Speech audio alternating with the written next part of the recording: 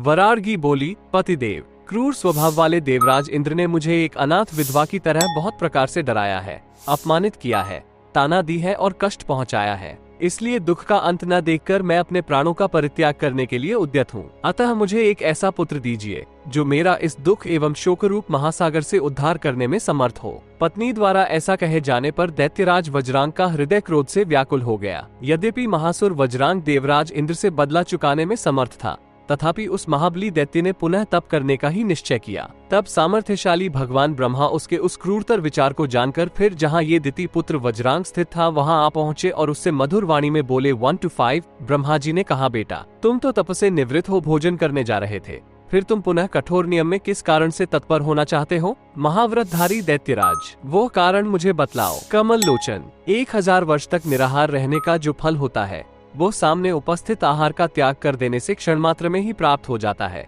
क्योंकि अप्राप्त मनोरथ वालों का त्याग उतना महत्वपूर्ण नहीं माना जाता जितना प्राप्त कामना वाले का त्याग वरिष्ठ होता है। ब्रह्म की ऐसी बात सुनकर तपस्वी दैत्यराज वज्रांग उस ब्रह्मवाणी का हृदय में विचार करते हुए हाथ जोड़कर बोला। 6 वज्रांग ने कहा, भगवान आपकी आज्ञा से समाधि से विरत होने पर मैंने देखा कि मेरी पटरानी वरार्गी एक वृक्ष के नीचे बैठी हुई दोन भाव से भयभीत होकर रो रही है। ये देखकर मेरा मन दुखी हो गया। तब मैंने उस सुंदरी से पूछा, भीरू तुम क्यों ऐसी दशा में पड़ गई हो? मुझे बतलाओ तो सही, तुम क्या करना चाहती हो?